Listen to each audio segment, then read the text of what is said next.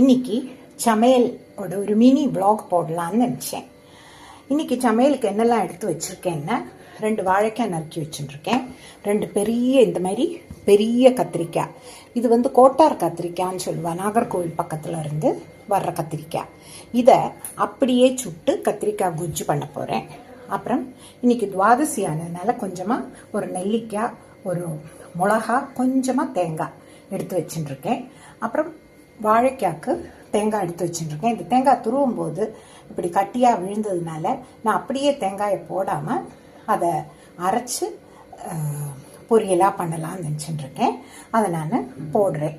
வாங்க நம்ம சமையல் வீடியோக்குள்ளே போகலாம். ஃபஸ்ட்டு நம்ம கத்திரிக்காய் குஜ்ஜுக்கு கத்திரிக்காவை இந்த மாதிரி தான் நான் கேஸில் கத்திரிக்காவை நல்லா அலம்பி நல்லெண்ணெயை சுற்றி தடவி இப்படி வச்சுடுவேன். சிம்மில் மீடியத்தில் வச்சுடுவேன். அது பாட்டுக்கு எல்லா இடத்துலையும் சுட்ட அப்புறம் இப்படி திருப்பி திருப்பி வச்சு அதை எடுத்துட வேண்டியது. அப்புறம் இந்த பக்கம் வானிலையில் நம்ம வாழைக்காய் பொரியலுக்குள்ளதை போட்டுக்கலாம். காஞ்சிட்டு கடுகு, உளுத்தம்பருப்பு போட்டுக்கலாம்.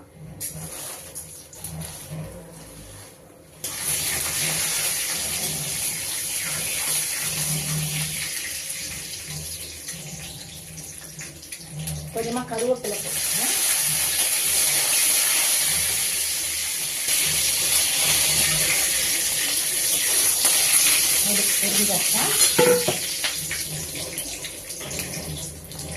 இதுலேயே கொஞ்சமாக காயப்பூ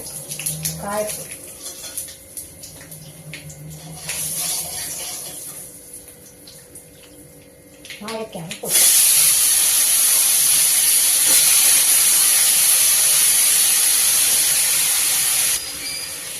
மஞ்சப்பொடி, உப்பு, இதுக்கு கொஞ்சமாக ஒரு 3/4 டீஸ்பூன்,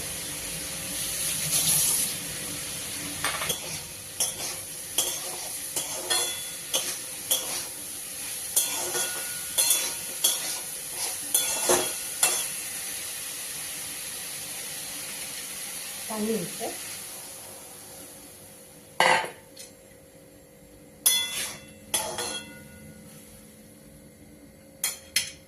வாழைக்காய் வேகட்டும்.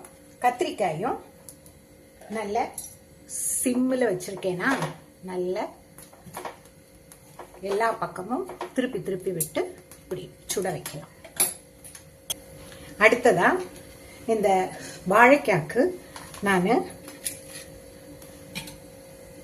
அதான் கட்டி கட்டியாக இருக்கிறதுனால தேங்காய் துருவும் போது அது முத்தின தேங்காய் ஆனதுனால இந்த தேங்காய் கொஞ்சம் 2 பச்சை மிளகாய், இஞ்சி ஒரு இன்ச்சுக்கு இஞ்சி நறுக்கி வச்சுட்டுருக்கேன். இதை மிக்சியில் அரைச்சி வைக்க போகிறேன். அதே மாதிரி நெல்லிக்காய் பச்சடிக்கு ஒரு நெல்லிக்காய் தேங்காயையும் அரைச்சிடுறேன். அரைச்சிட்டு நம்ம பார்க்கலாம். சுட்டுருக்கேன். இந்த வாழைக்காய் நல்லா வெந்தாச்சு. வாழைக்காய்க்கு தேங்காய், ஒரே ஒரு பச்சை மிளகாய், கொஞ்சோண்டு ஒரு இஞ்சி துண்டு, ஒரு இன்ச்சு துண்டு இஞ்சி அரைச்சி வச்சுருக்கேன். அதை போட்டுருவேன். தேங்காய் அப்படியே ஏன் போடலைன்னா தேங்காய் நான் துருவும் போது கட்டி கட்டியாக அதனால சரி அரைச்சி விட்டுக்கலாம்னு. இது தனியாக நல்லா இருக்கும் இந்த டேஸ்ட்டு. மாங்காய் இருந்ததுன்னு இந்த மாங்காய் கூட இதில் வச்சு சேர்த்து அரைச்சி வச்சுக்கலாம். எங்கிட்ட மாங்காய் இல்லை, அதனால நான் வெறும் தேங்காயும் இஞ்சியும் மட்டும்தான் அரைச்சி விட்டுருக்கேன். அப்புறம் இதில் ஆயாச்சு. அடுப்பு அணைச்சிட்டு கருவேப்பிலை போட்டுக்கலாம். போட்டுட்டு வாசனைக்கு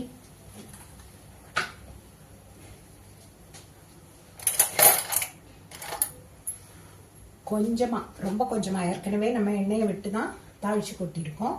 ரொம்ப கொஞ்சமாக வாசனைக்கு இந்த துளியூண்டு தேங்காய் எண்ணெயை இதுக்கு மேலே விட்டாச்சுன்னா வாசனை விட்டு இது ஒரு கிண்டு பண்ணி மூடி வச்சாச்சுன்னா நம்ம வாழைக்காய் பொரியல் தயார். பொரியல் ஒரு புது விதமாக இருக்கும். இதுக்கு இவ்வளோ பெரிய பானையிலேயே எடுத்திருக்கேன் நீங்கள் நினைப்பீங்க.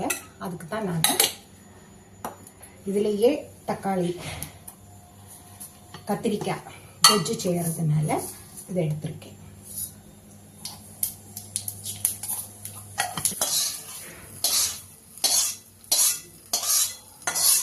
கிச்சடி. இன்னைக்கு துவாதசியானதுனால நெல்லிக்காய் கிச்சடி பண்ணியிருக்கேன். அடுத்தது 2 கத்திரிக்காவை நல்லா சுட்டு வச்சிருக்கேன். அப்புறம் அதுக்கு வேண்டிய சாமான் ஒரே பச்சை மிளகா வாசனைக்கு ஒரு 3 வரமிளகா, கருவேப்பிலை வச்சுட்டுருக்கேன். இது அப்புறம் ஆறினோடனே இந்த தொலியை உரித்து நல்லா ஸ்மாஷ் பண்ணிவிட்டு புளியை விட்டு கொஜ்ஜு பண்ணலாம். புளி ஒரு நெல்லிக்காய் அளவு எடுத்து வச்சுட்டுருக்கேன். அப்போ இது ரெடி பண்ணிட்டு நம்ம பார்க்கலாம். நல்லெண்ணெய் 1 ஸ்பூன் விட்டுக்கலாம்.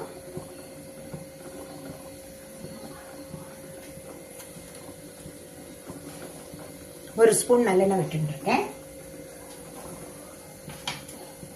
1 ஸ்பூன் தயிர் விட்டு நல்லா கலந்து வச்சாச்சுன்னா நெல்லிக்காய் கிச்சடி தயார். கடுகு போட்டுக்கலாம்.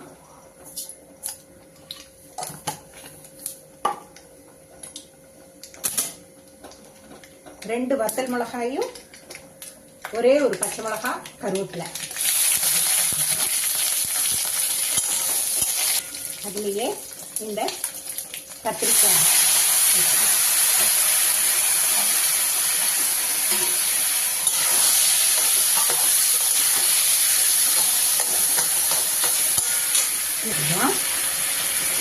மஞ்சள் போட்டுக்கலாம்.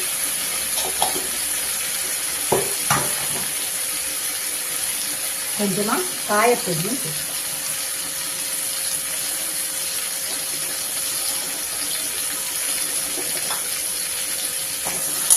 நல்லா கிண்டி விட்டுட்டு